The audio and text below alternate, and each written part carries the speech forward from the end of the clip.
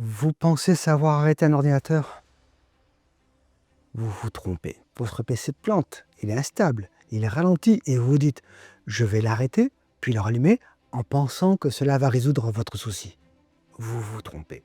Le menu démarrer de Windows 11 comporte plusieurs lignes qui sont verrouiller, mettre en veille, arrêter et redémarrer. Ils ont tous une fonction bien précise que l'on va voir dans cette vidéo. Et si vous pensiez tout savoir sur ces simples fonctions, en regardant cette vidéo, je suis certain que vous n'agirez plus de la même manière à l'avenir. En maîtrisant ce sujet simple, vous serez en mesure d'augmenter la stabilité de votre appareil, la performance, la sécurité de celui-ci et une meilleure gestion de l'énergie. Ce qui pourra même vous faire des économies d'électricité. Je vous ai dit que vous vous trompiez en arrêtant votre ordinateur. Alors pourquoi? Quand vous cliquez sur arrêter dans le menu démarrer, en réalité, Windows se met plutôt dans un état d'hibernation partielle, grâce à la fonction démarrage rapide qui est activée par défaut. Ce qui fait que si un problème quelconque existe en appuyant sur arrêt, le problème reviendra exactement de la même manière quand le PC sera de nouveau démarré. Mais alors, comment faire? Le plus simple, si le but est de résoudre un problème sur votre ordinateur, que ce soit un souci de lenteur, de stabilité, utilisez plutôt le bouton redémarrer, car aussi surprenant que cela peut être, redémarrer passe en réalité par une vraie phase où le PC est complètement arrêté. Il va purger toutes les instabilités que celui-ci pourrait avoir. Si des mises à jour sont en attente, elles s'appliqueront à ce moment-là. Il va également purger tout ce qui est en mémoire vive, ce qui permettra de résoudre certaines lenteurs ou instabilités temporaires. Petit conseil avisé, si lors de votre redémarrage des mises à jour Windows ou des logiciels tiers ont été installés, redémarrez votre PC une seconde fois. D'ailleurs, n'hésitez pas à régulièrement utiliser cette fonction. Vous pouvez par exemple le redémarrer une fois par jour au moment qui vous gêne le moins. Vous verrez, votre PC vous dira merci. Vous gagnerez énormément en stabilité et en performance. Cela en vaut vraiment la peine. C'est bien beau, mais comment faire un vrai arrêt alors? Un arrêt complet? Eh bien, il y a plusieurs méthodes en réalité. Première possibilité, vous êtes sur une session ouverte. Depuis le menu démarrer, cliquez sur arrêter, mais attention en tenant en même temps la touche maj appuyée. Seconde possibilité, vous êtes sur une session pas encore ouverte. Vous êtes donc sur l'écran de connexion.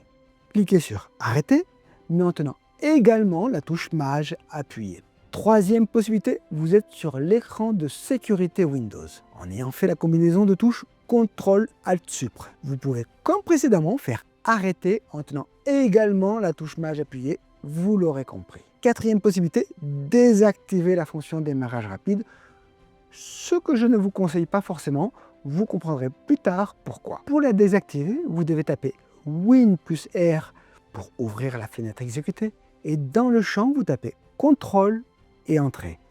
Dans le panneau de configuration qui s'est ouvert, vous sélectionnez Matériel et audio, puis Options d'alimentation. Dans la barre latérale de gauche, un clic sur Choisir l'action des boutons d'alimentation et cliquez sur Modifier des paramètres actuellement indisponibles. Là, vous pourrez décocher la case Activer le démarrage rapide recommandé dans la section Paramètres d'arrêt. N'oubliez pas d'enregistrer les modifications. Et maintenant, les prochaines fois que vous cliquerez sur Arrêter, il effectuera de vrais arrêts complets. Allez, encore une autre possibilité pour les plus geeks. La bonne vieille fenêtre de commande que vous pouvez ouvrir en tapant simplement CMD dans le champ recherche de la barre des tâches. Et dans cette fenêtre de commande, vous tapez shutdown/s/f. Là, Windows fermera toutes les fenêtres ouvertes et éteindra complètement votre ordinateur. On vient de voir deux fonctions du menu démarrer, mais il en reste deux autres. La fonction verrouiller et la fonction mettre en veille. En réalité, elles sont très proches toutes les deux, comme le sont entre elles les fonctions arrêter complet et redémarrer que l'on vient d'aborder. La fonction verrouiller laisse votre ordinateur allumé. Elle n'empêche aucune tâche en cours de fonctionner. Elle verrouille simplement l'écran pour que personne ne puisse accéder à l'utilisation de votre ordinateur. Évidemment, cette fonction n'a d'intérêt que si votre compte est protégé par un mot de passe ou un code PIN.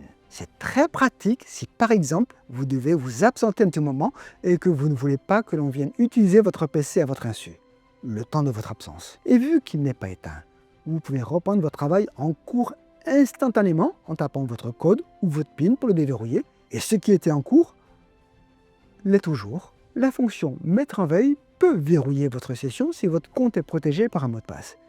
Mais l'accent va être mis sur l'économie d'énergie.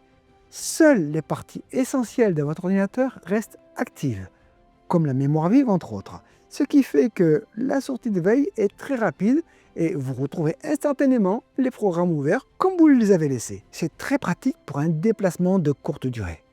Attention que la consommation, si elle est plus faible en veille, elle n'en est pas nulle pour autant. Vigilance également, car si une coupure d'alimentation survient et que vous n'avez pas enregistré votre travail, celui-ci sera perdu.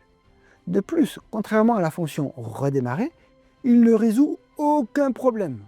Au contraire, elle vous les garde bien au chaud pour plus tard.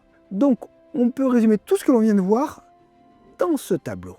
Je vous laisse mettre sur pause et faire une capture d'écran. Comme cela, vous pourrez même l'imprimer. Connaître ce tableau est la base pour une gestion saine de votre ordinateur. Mais vous allez me dire, tu es bien gentil Jean-Yves, mais moi j'allume et j'éteins mon PC avec le bouton physique, celui présent sur ou à côté du clavier. Alors il faut savoir qu'effectivement, ce bouton a plusieurs fonctions en plus du démarrage de votre ordinateur, évidemment. Quand votre ordinateur est en marche, par défaut, un appui bref sur celui-ci fera une mise en veille. Mais celui-ci est personnalisable et peut être facilement modifié en allant dans Paramètres, Système, Marche-arrêt, Contrôle du bouton d'alimentation et mise en veille, et appuyer sur le bouton d'alimentation Rends mon PC. Là, vous aurez le choix entre ne rien faire, pratique pour éviter les appuis intempestifs, Veille, qui correspond à mettre en veille dans le menu démarrer, Veille prolongée, qui sauvegarde l'état du système sur le disque dur, en hibernation complète, contrairement à la commande arrêter qui, elle, effectue avec la fonction démarrage rapide une hibernation partielle. Et arrêt complet qui correspond à l'appui sur maj et arrêter que l'on a vu précédemment.